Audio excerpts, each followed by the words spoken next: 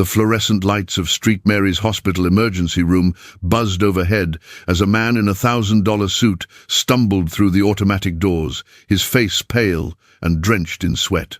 Rafael Moreno, the 42-year-old CEO of TechVision Industries, gripped his chest as the familiar tightness began to spread through his body like wildfire.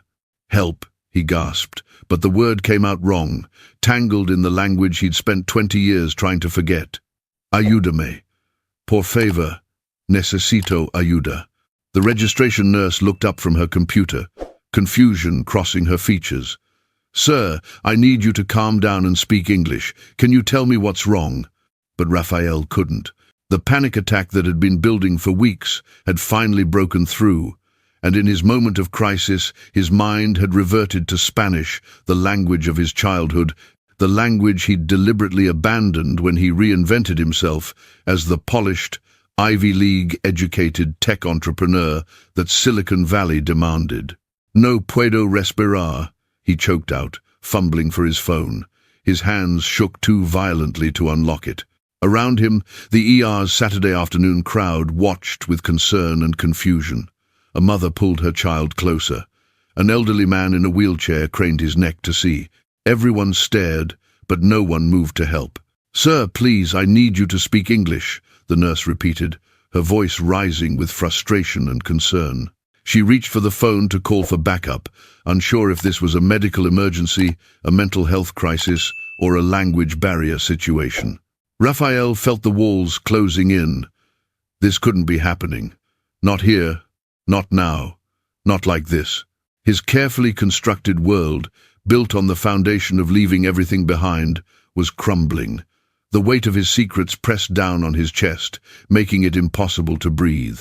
"Someone get a translator," a doctor called from across the room, but everyone seemed frozen, uncertain.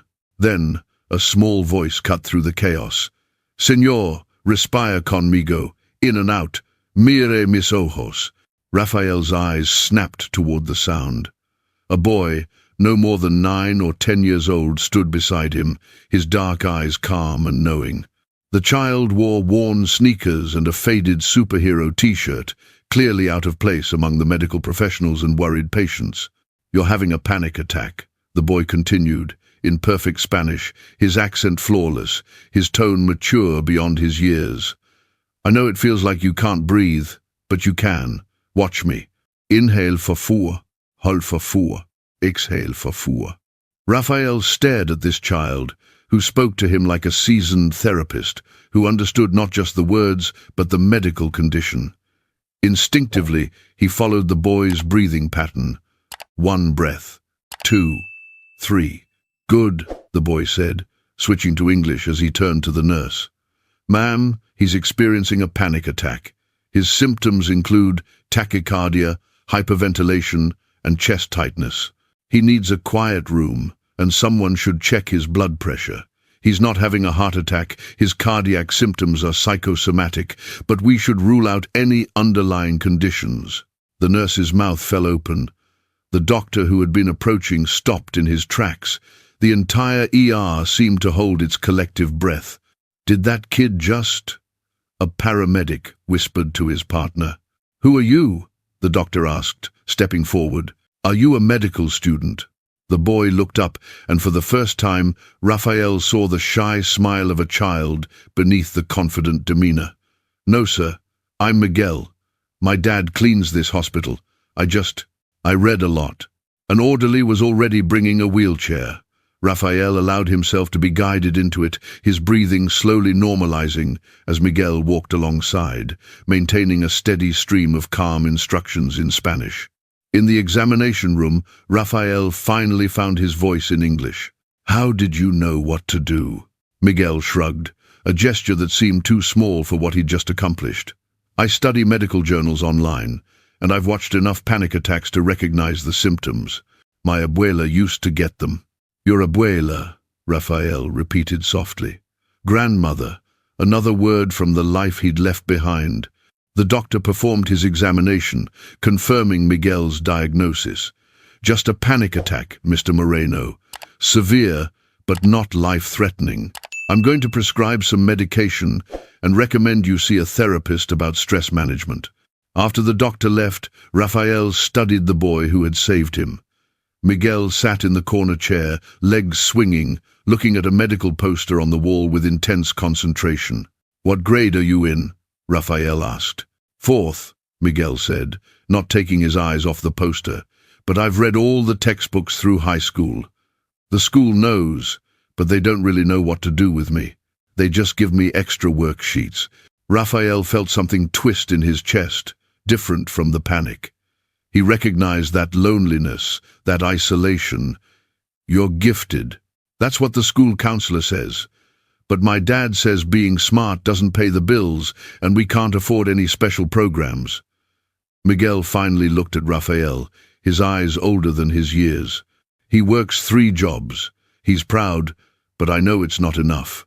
I want to help, but I'm just a kid." "You're not just anything," Raphael said firmly. "You just diagnosed and managed a medical crisis that trained nurses missed.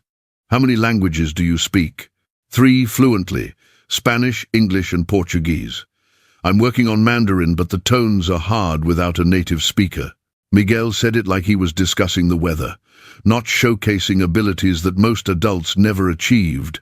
Before Raphael could respond, the door opened and a man entered, still wearing the hospital's janitorial uniform. He was in his late 40s, his face weathered by work and worry, his hands rough from years of labor. "Miguel, ¿qué haces aquí? You're supposed to wait in the break room." The man's eyes landed on Raphael, and something flickered across his face. Surprise, recognition, something deeper. Raphael felt the air leave his lungs again, but this time it had nothing to do with panic and everything to do with the past he'd been running from for 20 years. "Carlos?" he whispered. The janitor's jaw tightened. "My name here is Charlie. Charlie Rodriguez." He turned to his son. "Miguel, go wait outside." "But Dad, now." Miguel cast a worried glance between the 2 men before slipping out of the room, closing the door with a soft click. The silence stretched between them, heavy with history and hurt. "Rafa," Carlos finally said, using the childhood nickname that Raphael hadn't heard in 2 decades. "Or should I say, Rafael Moreno. I saw your picture in Fortune magazine. Self-made, tech mogul. That's what they called you. Self-made." The bitterness in his voice was palpable. Raphael's hands gripped the examination table. "Carlos, I don't." Carlos held up a hand. "I don't want to hear it. Not now. Not after 20 years of nothing. No calls. No letters. Nothing. While Mama was dying, while I was working myself into the ground to keep the family together, you were in Silicon Valley, pretending we didn't exist." "It wasn't like that," Raphael said, but the words felt hollow even to his own ears. "No? Then what was it like, Rafa? Explain to me how you went from Rafael Garcia to Rafael Moreno. How you erased your past, your family, your culture, all so you could fit into their world. Did we embarrass you? Was being the son of immigrants too much of a burden for the great tech CEO?" Each word landed like a physical blow. Raphael had spent years building walls around these memories, convincing himself that he'd had no choice, that survival in the cutthroat world of Silicon Valley had required sacrifices. "I was 22, Raphael said, his voice barely above a whisper. "I had a chance at something, a real chance. But they told me," they said Rafael Garcia sounded too ethnic, "that investors would be more comfortable with someone who seemed more assimilated. I thought, if I just changed a few things..." "A few things?" Carlos's laugh was harsh. "You changed everything. You bleached your hair, dropped your accent, took Mom's maiden name, and pretended your entire family didn't exist. Do you know what that did to Mama? She kept a picture of you on her nightstand until the day she died, telling everyone her son was going to come back. She believed in you until her last breath." Raphael felt tears burning his eyes. "I sent money. We sent it back." Carlos's voice was ice. "We didn't want your guilt money. We wanted you. Miguel needed an uncle. Papa needed his son at his funeral. I needed my brother when my wife left. When I was trying to raise a gifted child on a janitor's salary. when I was working 3 jobs and still couldn't afford to give my son the education he deserved. You could have called me. You changed your number multiple times. You disappeared, Rafa, completely. It took me 3 years to even find out which company you worked for, and by then, you were so far removed from us that I didn't even recognize you in the photos. The brother I knew wore our culture with pride. The man I saw in those magazines was a stranger. Raphael's assistant knocked softly on the door before entering. "Mr. Moreno, I heard about the incident. Is everything—" She stopped, noting the tension in the room. "Should I come back?" "Actually," Raphael said slowly, an idea forming through the fog of emotion. "Jennifer, I need you to do something for me. Research Miguel Rodriguez, full educational assessment. I want to know everything about his academic record, his IQ testing, his school situation." Carlos straightened. "Stay away from my son. He's brilliant, Carlos, you know that. He deserves opportunities. Opportunities like the ones that made you forget where you came from?" Carlos's voice rose. "I've spent 10 years making sure Miguel stays grounded, that he understands family comes first, that intelligence without integrity is worthless. I won't let you poison him with your values." "My values?" Raphael felt anger rising to match his brother's. "I built a company worth billions. I employ 10,000 people. I've created technology that's changed lives. And what did it cost you?" Carlos shot back. "What's it worth if you had to erase yourself to get it? Miguel knows exactly who he is. He speaks Spanish because I taught him.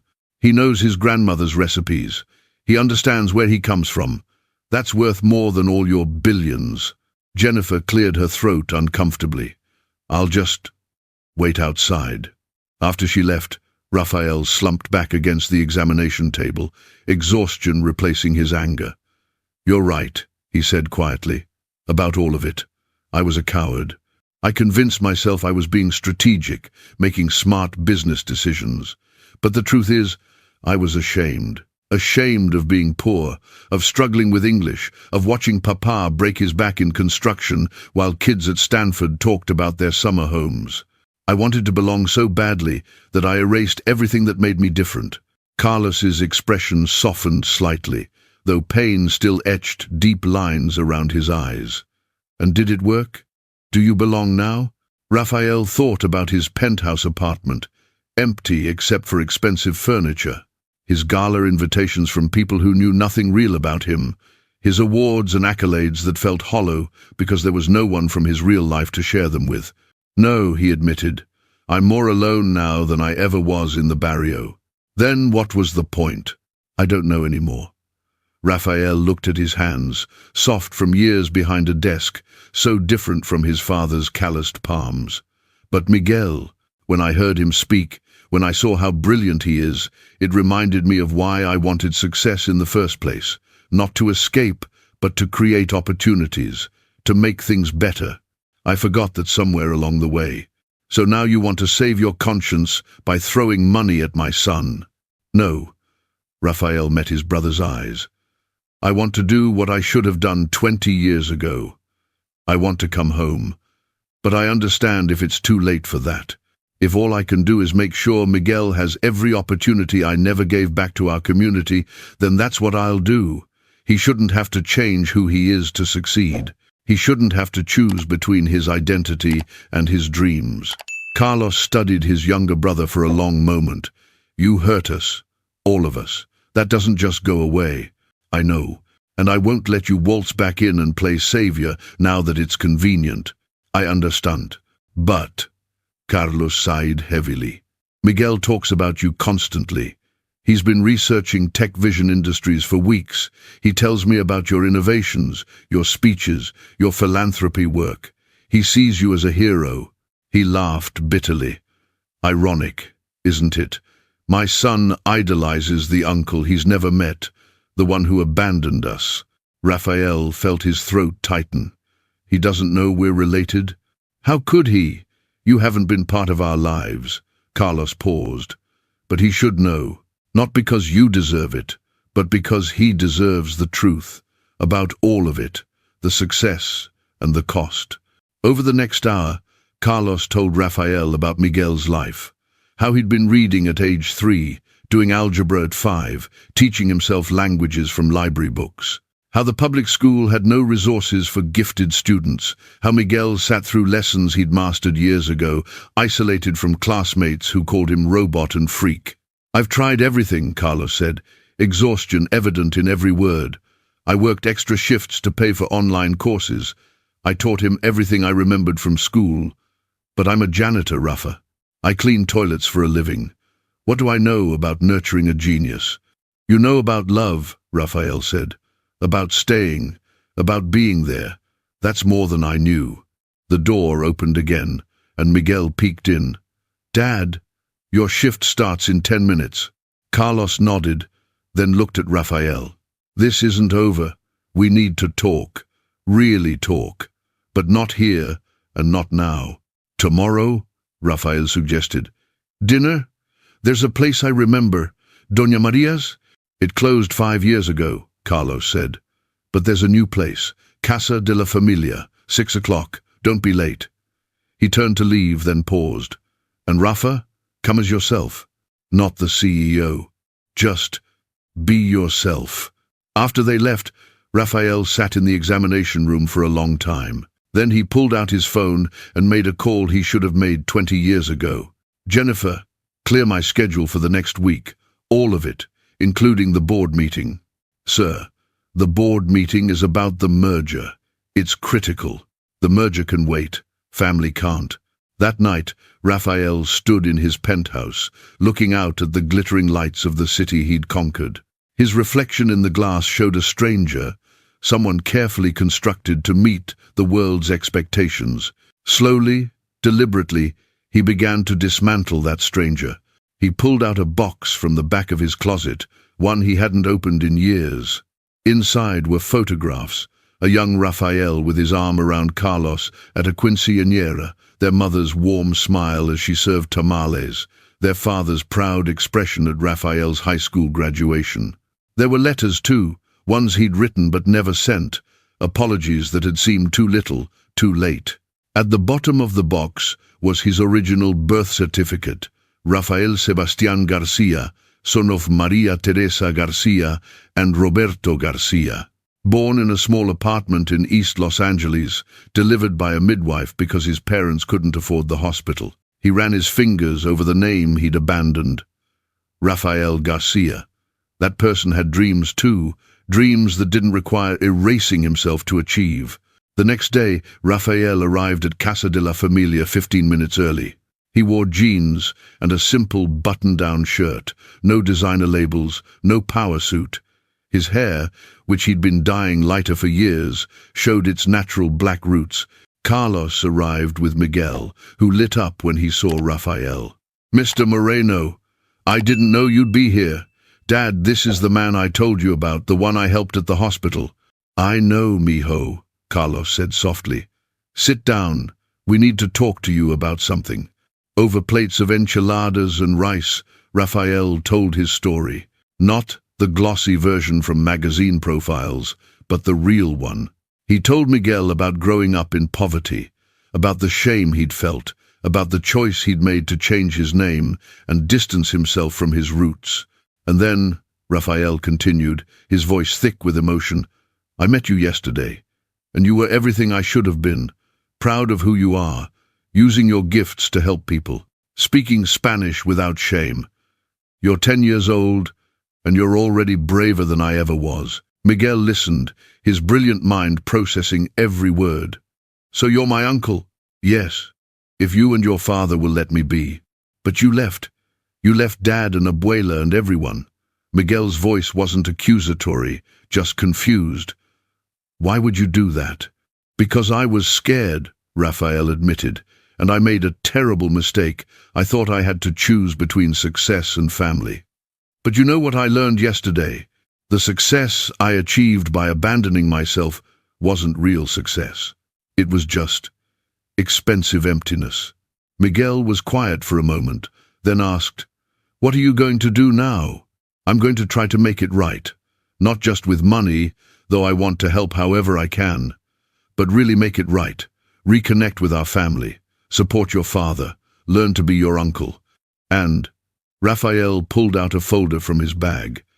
I want to start a foundation, the Garcia Family Foundation, named after our grandfather. Carlos's eyes widened. Garcia? You're using the name again? I'm going back to Rafael Garcia, he said firmly. Legally, publicly. I'm done hiding. And this foundation will help gifted kids from low-income families get the education they deserve without having to change who they are to fit in. But what about your company? Carlos asked. What about the board, the investors, all the people who knew you as Marino? They'll adjust. And if they can't accept Rafael Garcia, then they never really knew me anyway. He looked at Miguel. You showed me that yesterday. You have this incredible gift, and you're using it while staying true to yourself. You're not trying to be anyone but Miguel Rodriguez. That's real strength. Miguel blinked rapidly, fighting tears. I want to help. With the foundation. I know I'm just a kid, but I could. You could be our first scholar, Raphael interrupted gently. With your father's permission, I'd like to fund your education. Not just school, but tutors, mentors, programs designed for gifted students. You could stay in your current school if you want, or we could look at specialized academies. Whatever works best for you and your dad. Carlos shook his head slowly. This is too much, too fast. I know it seems that way, Raphael said. And I'm not trying to buy forgiveness or rush into anything. Take your time, think about it, talk about it. I just want you to know that I'm here now, and I'm not going anywhere. Not this time. What if you change your mind? Miguel asked quietly. What if you decide it's too hard again? Raphael reached across the table, placing his hand over his nephew's small one. Then you call me out on it. You remind me who I really am. That's what family does, right? They keep you honest. For the first time since they'd reconnected, Carlos smiled. Yeah, that's what family does. Over the following weeks, Raphael began the slow work of rebuilding. He met with lawyers to legally change his name back to Garcia. He held a press conference explaining his decision, speaking candidly about the cost of code switching and the importance of cultural identity. The media had a field day, but Raphael no longer cared about their opinions. He introduced Miguel to his team at TechVision, watching with pride as his nephew asked questions that stumped his top engineers. He hired specialists to assess Miguel's educational needs and designed a program that challenged his brilliant mind while allowing him to stay connected to his community. But more importantly, he showed up to Miguel's school plays, to Sunday dinners at Carlos's modest apartment, to family gatherings with cousins and aunts and uncles who had every right to turn him away but slowly, cautiously, began to welcome him back. You know this doesn't erase the past, Carlos told him one evening as they cleaned up after dinner. I know, Raphael said, but maybe we can write a better future. Miguel appeared in the doorway carrying his laptop. Uncle Rafa, I've been working on something. For the foundation. I made a list of schools we should reach out to, and I wrote a draft mission statement, and I found statistics about gifted students in low-income areas. Slow down, mijo, Carlos laughed. Let the man breathe. But Raphael was smiling, genuinely happy in a way he hadn't felt in years. Show me everything. As Miguel launched into his presentation, animated and passionate, Raphael caught Carlos's eye across the room. His brother nodded slightly, a gesture of acceptance, of forgiveness not yet complete but beginning to form. Outside, the city lights glittered just as they had from his penthouse, but they looked different now, not like trophies he'd won by sacrificing himself, but like possibilities he could create while staying whole. Rafael Garcia was finally coming home. 3 months later, the Garcia Family Foundation officially launched at a community center in East Los Angeles. Miguel stood at the microphone, his voice clear and confident despite his young age. Education shouldn't require you to forget where you come from, he read from his carefully prepared speech. My uncle learned that the hard way. But now we're going to make sure other kids don't have to choose between being themselves and reaching their dreams. Because you can be both brilliant and brown, both gifted and proud, both exceptional and exactly who you were meant to be. The crowd erupted in applause. Raphael stood beside his brother, tears streaming down his face, no longer ashamed of showing emotion. Carlos put a hand on his shoulder, and Raphael covered it with his own. "Thank you," Raphael whispered. "For what? For not giving up on me, for raising an incredible son, for keeping our family alive when I tried to kill it." Carlos squeezed his shoulder. "You're home now. That's what matters." On stage, Miguel continued talking about the Foundation's programs, about mentorship and scholarships and cultural pride. He spoke in both English and Spanish, switching fluidly between languages, embodying everything Raphael had tried to suppress and everything he now celebrated. Raphael thought about the panic attack that had brought him to this moment, the crisis that had cracked open his carefully constructed facade. He'd spent 20 years running from his identity, only to find salvation in embracing it. As Miguel finished his speech and looked out at the crowd, his eyes found Raphael's. The boy smiled, that shy but confident smile that held wisdom beyond his years, and Raphael smiled back, finally understanding what it meant to be truly successful. Not the success measured in stock prices and magazine covers, but the success of being known completely and loved anyway. The success of helping others while staying true to yourself. The success of family that endures despite mistakes, that forgives despite pain, that welcomes you home even when you don't deserve it. Rafael Garcia had spent 20 years becoming someone else. Now, he was finally learning how to be himself. And in a small examination room, thanks to a brilliant boy who refused to hide his light, he'd been given a second chance to get it right.